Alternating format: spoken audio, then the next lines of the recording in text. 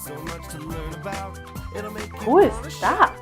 Oh, no, baby, it's okay. It's the same thing, it's just a different guy. Crisis averted. 3 years later. It's me, Blippi! Not I'm a again! construction vehicle! Parents, we need to talk about this. Welcome to Mother Thinks Best, where I, Liz, talk about all sorts of things that pique my interest as a mother of two, content creator, and a scientist. Oh, Blippi, the orange and blue tornado of energy, trucks, and endless songs about excavators. And look, I get it, my toddler loves it too. But there's too much going on with Blippi, and it's just getting really hard to ignore. Blippi was off to a bumpy start from the very moment the show was conceived. It was created in 2014 by Stephen John. Now, this guy has no background in childhood education or anything like that whatsoever. He's just a really, really clever marketing guy. And honestly, he went for it and kind of nailed it. Bright colors, silly antics, lots of catchy songs, and he soon became a household staple. However, before Blippi became a toddler icon, Stephen John wasn't exactly singing about excavators. Back in 2013, before he donned the suspenders, his stage name used to be Steezy Grossman, and one particular video he starred in was extremely controversial, and it's definitely not meant for children's eyes. Google it if you want to. However, the creator completely owned it and moved on swiftly. Props to him. From then on, Steven managed to maintain a squeaky clean image for his character, and fast forward to today, Blippi is a multi-million-dollar empire, which is also great proof that you can leave any past behind if you have a good business plan and lots of orange bow ties. A major milestone happened for Blippi in 2020, following its acquisition by Moonbug. Videos became more polished, the pacing was better, there was more emphasis on educational content as opposed to pure silliness. So yes, Moonbug definitely brought the quality, but with that also came quantity.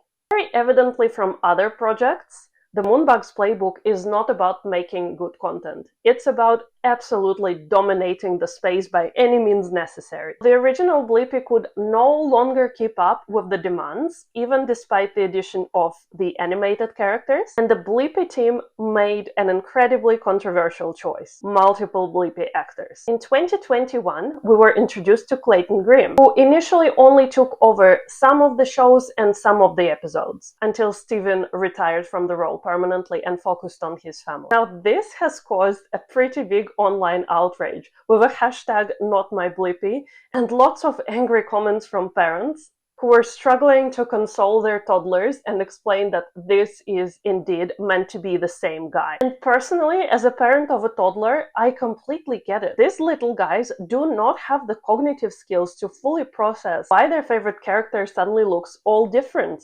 To them, it's like waking up and finding out that Mickey Mouse is red and fluffy now. Remembering my own childhood, I definitely noticed when things changed, and it didn't even have to be as major as swapping one actor to another. I'm even talking about watching something like The Lion King and noticing how the animation quality and style is simpler and has a different vibe in the sequel. And to add to the confusion, there were two sidekick Mikas too. And unlike Blippi, they don't even wear glasses. So their faces are completely unobscured, and it's painfully obvious that these ladies are completely different. If my toddler noticed, I'm pretty sure yours has too. And yes, mine does have a favorite. Put in the comments which Mika your kids love. But then the dust eventually settled, we got used to Clayton, we thought things were fine. Enter 2024. Another actor, Ben Mayer, joined the mix. And based on previous events, we don't really even know what to expect. Moonbug's approach to Blippi is honestly absolutely relentless. More actors, more videos, more merch, more tours,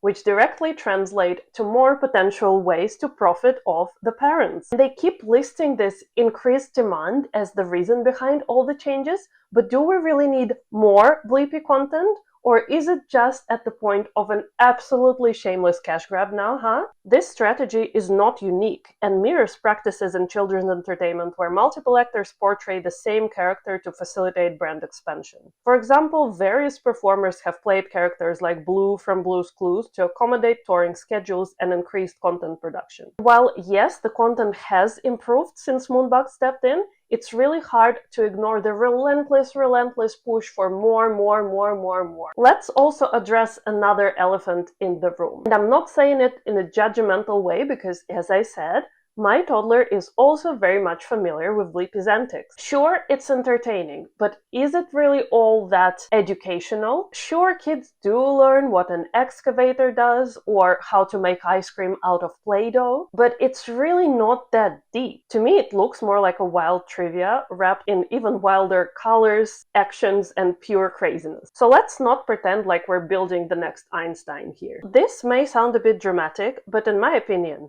Blippi is a prime example of how capitalism thrives on turning entertainment into a scalable, profit-driven operation. The question that's left in the open is this: where is the line between entertaining children and milking their families? So what's your take? Do you let your kids watch Blippi at all? Do we want more of this content, or is the expansion getting a bit too much? And while you're here, don't forget to like and subscribe for fun and more hot takes about things that make us parents go absolutely crazy.